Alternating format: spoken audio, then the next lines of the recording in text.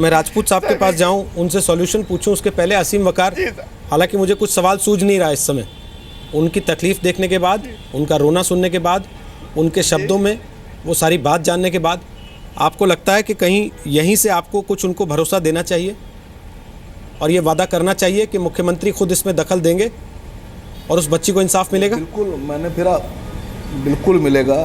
फिर मैंने आपसे कह दिया रोहित सरदना जी कि मैं बेपनाह दुखी हूँ, मुझे बहुत गम है। मैंने आपसे इतना वादा किया है कि हम लोग इस तरह के कदम उठाएंगे कि अब भविष्य में इस तरह का हमारे उत्तर प्रदेश में कम से कम इस तरह का कोई भी केस नहीं होने पाएगा। और मैं इस तरह के लोगों के बहुत सख्त खिलाफ़ हूँ। मैं निजी तौर पर बहुत सख्त खिलाफ़ हूँ। जिस तरह से देखिए लूटमार मची हुई है एजुकेशन सिस्टम में, इसके लिए कहीं ना कहीं कौन लोग जिम्मेदार हैं इसमें। फिर मैंने आपसे कहा है, मैं इशारा कर रहा हूँ आपकी तरफ कि एक दौर हुआ करता था कि हम लोग, अभी आपके राजपूत साहब बैठे हैं तो इनसे भी मैं पूछ रहा हूँ कि हम लोग सरकारी स्कूलों में पढ़े हुए हैं, प्राइवेट स्कूल नाम मात्र के हुआ करते थे, कुछ मिशनरी के स्कूल हुआ करते थे और उस वक्त आईपीएस भी बनते थे बच्चे, आईएएस भी बनते थे, डॉक्टर भी होते थे, इंजीनियर भी होते थे, पढ़ाई भी अच्छी हुआ करती थी।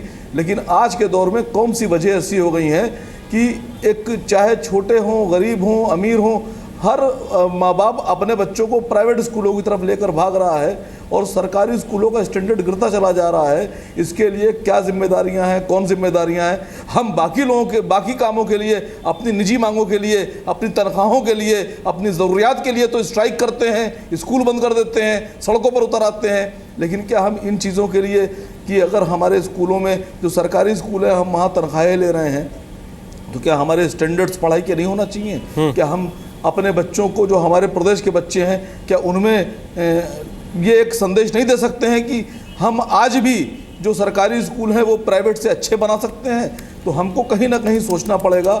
मैं एक इशारा आपकी तरफ करके जा रहा हूं कि ये मेरे अकेले का काम नहीं है सर, ये पूरे समाज का काम है। जो भी जिम्मेदार लोग हैं, अभी हम सिर्फ मैं बहुत दुखी मन से आज अभी हम सिर्फ आपसे इतनी रिक्वेस्ट कर रहे हैं सर, अभी हम सिर्फ इतनी रिक्वेस्ट कर रहे हैं, आपके अकेले के बस का जितना हो इस परिवार के लिए उतना करवा दें, उतना ही बहुत होगा। फिलहाल इस परिवार को कम से कम ये तसल्ली दिलाने के लिए कि उन्होंने अपनी बच्ची खोई है तो उनको इंसाफ दिलाने के लिए सरकार ने कोई कदम उठाया है। जेएस राजपूत साहब, हालांकि बड़ी रतन जी की बातों को सुनने के बाद बहुत ज़्यादा हिम्मत नहीं पड़ती कोई सवाल पूछने की, उनकी आंखों के आंसू देखने के बाद सब कुछ ख़त्म हो जाता है। फिर भी मैं आपसे पूछ रहा हूँ, बस्ते का बोझ कम करने के लिए तो आपने लड़ाई लड़ ली, अब ये फीस का बोझ कम करने के लिए लड़ाई कौन लड़ेगा सर, और कैसे लड़ेगा? देखिए, जो तकलीफ आपको महसूस हो रही है वो मुझे भी हो रही है। मैंने 50 साल मैं कानून का सहारा है। मेरे पास तो सर इतना पैसा भी नहीं, मेरी तनख्वाह भी क्या सर, एक सिक्योरिटी गार्ड की नौकरी करता हूँ इस गाजियाबाद में रह के। सिक्योरिटी गार्ड को कितने रुपए मिलते सर? 8,000 7,000। बच्चे भी पालना, 4 बच्चे हैं, 2 लड़के, कैसे गुजारा करूँ? जिला जालौन का रहने वाला हूँ मैं, जस्ट उनके गांव के बगल गाँव मान्य अखिलेश यादव जी के। मेरा जिला जालौन बुंदेलखंड क्षेत्र बहुत पिछड़ा हुआ क्षेत्र है। मैं उसी जालौन का गांव रामपुरा का रहने वाला व्यक्ति हूँ। रतन जी आपकी, और मेरा क्षेत्र को सभी को पता है कि कितना पिछड़ा हुआ क्षेत्र सर। मेहनत मजदूरी करके बच्चों को पेट। रतन जी आपकी बात, आपकी आवाज़ अगर सहारा देंगे तो आगे की आपकी आवाज़ यूपी सरकार तक पहुंच रही है।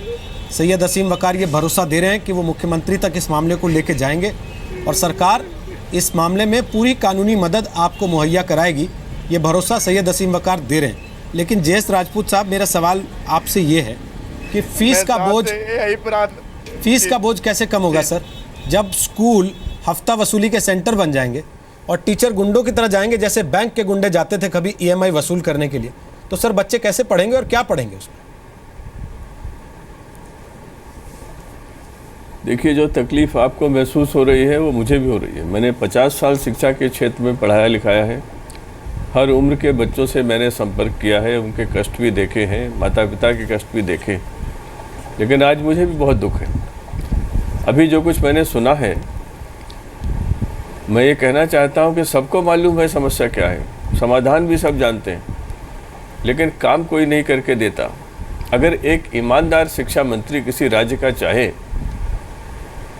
और अपने सब जिला शिक्षा अधिकारियों को बुलाकर कहे कि ऐसे सारे स्कूल बंद होने चाहिए, तो मैं आपको बता सकता हूं कि वो 15 दिन में ऐसा कर सकता है, लेकिन ऐसा होता नहीं। हम सबके बच्चे, जितने लोग साधन संपन्न हैं, प्राइवेट स्कूलों में बच्चे जा रहे हैं, सरकारी स्कूलों की साख समाप्त हो गई है। और ये वकार साहब भी जानते हैं, वो जो बातें कह रहे थे वो सब सही है, लेकिन ये जो साख कम हुई है इसकी जिम्मेदारी तो किसी को लेनी ही पड़ेगी। मुख्यमंत्री की संवेदनशीलता का अर्थ समाप्त हो जाता है जब पुलिस उस घर में जाकर इन्हीं को, पिता को पकड़ लेती है और थाने ले जाती है, जबकि अध्यापकों ने आक्रमण किया होता है। ये शब्द मैं इस्तेमाल कर रहा हूँ। अध्यापकों ने एक बच्चे के घर जाकर आक्रमण किया, अपमान किया, मारपीट की, और पकड़ा कौन गया? पकड़ा वो गया जिसके साथ अन्याय हुआ था। ये स्थिति को रोकने में तो कोई भी सरकार चाहे तो सक्षम हो सकती है। मैं आपको बता रहा हूँ, उत्तर प्रदेश की स्थिति इतनी ख़राब है सरकारी स्कूलों की कि फरवरी के महीने में मैंने उन जगहों पर प्रैक्टिकल के इम्तहान बोर्ड के देखे जहाँ कोई प्रयोगशाला है ही नहीं, और ऐसा एक स्कूल नहीं है, सैकड़ों हजारों स्कूलों में ये सब हो रहा है। वकार साहब ये भी जानते होंगे कि नकल करके जिन बच्चों का जीवन हम बर्बाद कर रहे हैं वो संख्या भी लाखों तक पहुंच सकती है। आप तक के मैं पूछ रहा हूँ, आप राजनीति की बात कर रहे हैं, यहाँ पॉलिटिक्स करने लगे। मैं आपसे कह रहा हूँ, अगर उत्तर प्रदेश की आप बात करते हैं तो दिल्ली की स्थिति सही है, राजस्थान की स्थिति सही है, बिहार की स्थिति सही है, जहां की सही हो वहां का नाम लीजिए आप। मुझे अपनी बात कहने का हक, मुझे अपनी बात कहने का पूरा हक है। उत्तर प्रदेश को मैं अपनी बात कह रहा हूँ। सैयद साहब, कभी कभी लड़ाई नहीं करनी चाहिए। रहने वाला हूँ मैं, यहाँ की स्थिति जानता हूँ। मैंने तो बिल्कुल सैयद साहब कभी कभी झगड़े से परहेज करना चाहिए। सैयद साहब कभी कभी झगड़े से परहेज करना चाहिए। पूर्व निदेशक साहब से पूछ रहा हूँ, आप किसी, अगर आपको उत्तर प्रदेश की स्थिति खराब लगती है सैयद साहब, कहाँ की लगती है ये बता दीजिए। सैयद साहब, उन्होंने तो शुरू यहीं से किया ना कि पूरे देश में ऐसी स्थिति है। ग्रेटर नोएडा में रहता हूँ, सुनिए, मैं ग्रेटर नोएडा में रहता हूँ और यहाँ के बेसिक शिक्षा अधिकारी को मैंने 10 टेलीफोन किए, 3 बार उसको मैसेज भेजा कि मैं आपके आकर मिलना चाहता हूँ, लेकिन मुझे कोई उत्तर आज तक नहीं मिला है। ये भ्रष्टाचार नहीं है तो क्या है? ये सारे स्कूलों की साख खत्म करने का जो प्रयास है वो अपनी जगह है। वकार साहब को अच्छा लगे बुरा लगे, मुझे इससे कोई लेना देना नहीं है। मैं अपनी बात जो कह रहा हूँ वो सुनिए। उत्तर प्रदेश में शिक्षा की स्थिति इतनी, आप ग्रेटर नोएडा के स्कूल, वकार साहब आइए मेरे साथ देखिए, 4 सरकारी स्कूलों में मेरा साथ चलिए। इसीलिए ये स्कूल बने, ऐसे स्कूल जो आज पैसे खींच रहे हैं और जिनका साहस इतना बढ़ गया है कि वे घर पर जाकर के आक्रमण करते हैं और होगा कुछ नहीं। मैं आपको बता दूं रोहित जी, अगर FIR हो भी गई तो उन्हें 2-4 घंटे में जमानत मिल जाएगी और कुल मिलाकर इस व्यक्ति को न्याय नहीं मिलेगा। ये बात मैं अपने अनुभव से आपको बता रहा हूँ। सलमानी न्याय होगा और कोई न्याय नहीं होगा। ज़्यादा से ज़्यादा वो कुछ पैसे वगैरह का अनाउंस कर देंगे, लेकिन जो मुख्य समस्या है वो स्कूलों को सुधारने की है। सरकारी स्कूलों की साख अगर बड़ी होती, सरकारी स्कूलों में समय से अध्यापक आते, पूरे अध्यापक आते, तो ये व्यक्ति अपनी बेटी को वहीं भर्ती कराता। ये तो इसके ऊपर अन्याय है कि इसको ज़्यादा फीस वाले स्कूल में बच्चों को भेजना पड़ता है और अधिकांश लोगों के साथ आज ऐसा हो रहा है। इसमें समाधान लाने में तो 2 महीने 4 महीने में हो सकता है। अध्यापकों की क्या स्थिति है, कितनी जगह खाली हैं, क्यों खाली हैं, आपके जिलाधिकारी क्या कर रहे हैं, क्यों कर रहे हैं, कैसे तबादले करते हैं और क्या उसमें समस्याएं हैं, कौन इससे परिचित नहीं है, सब जानते हैं। नतीजा ये हुआ है कि जिन्हें इन्वेस्टमेंट करना है, डिविडेंड लेना है, लाभांश लेना है, वे जानते हैं कि स्कूलों में संख्या बढ़ती रहेगी, सबसे ज़्यादा अच्छा यहाँ पैसे लो और चाहे जितना कमाओ। ये स्कूलों में न अध्यापकों को ठीक से तनख्वाह देते हैं, न प्रशिक्षित अध्यापक रखते हैं, और इस स्थिति को नज़रअंदाज करने का काम कौन करता है? वो सरकार के अधिकारी करते हैं, जो जिला स्तर के या ब्लॉक स्तर पर होते हैं। उनको सुधारने की बात तो कोई भी सरकार कर सकती। और मैं आपको बताऊं, ये एक घटना से जो बड़ी ही हृदय विदारक घटना है, अगर राज्य सरकार थोड़ी भी एक्टिव हो जाए तो वो ऐसा उदाहरण प्रस्तुत कर सकती है जिससे अन्य राज्यों को भी फायदा होगा। मगर दुर्भाग्य ये है कि सरकारी स्कूलों की साख समाप्त होने से कोई चिंतित नहीं होता, क्योंकि सभी को अपने अपने बच्चों के लिए अच्छे स्कूल मिल जाते हैं और आज भी 60% बच्चे सरकारी स्कूलों में जाते हैं। देश का जो औसत है, उत्तर प्रदेश में थोड़ा कम हो गया है ये, लेकिन जब तक आप उसको नहीं करेंगे तो ये चीज़ें बढ़ती रहेंगी। ठीक, इसमें हर प्रकार का अन्याय होगा और जिसके पास इन्वेस्टमेंट करने का है वो आके स्कूल शिक्षा में ही करेगा। तो वकार साहब से मेरा ये कहना है कि मैं इससे बहस न करें, शिक्षा विभाग में जाकर के इस घटना से वो लेकर काम करिए, सरकारी स्कूलों की साख बढ़ाइए, वहाँ सही अध्यापक दीजिए, उनको समय से चलाइए, और ये इस एक घटना को लेकर के आप चाहें तो आप ऐसा सुधार कर सकते हैं कि लोग सरकारी स्कूलों की तरफ फिर आने लगे।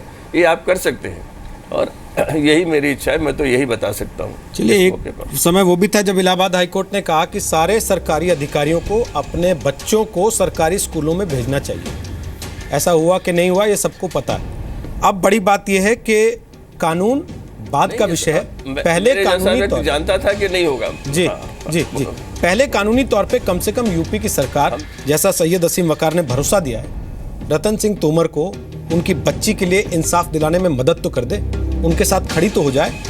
उन फीस वसूली करने के लिए गए टीचर की शक्ल में पहुंचे गुंडों को सजा तो दिला दे, कम से कम इस तरफ तो एक कदम बढ़ जाए।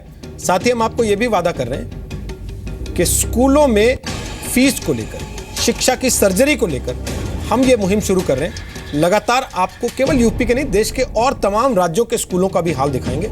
वहां ऐसी चीजें हो रही हैं तो उसको भी एक्सपोज करेंगे।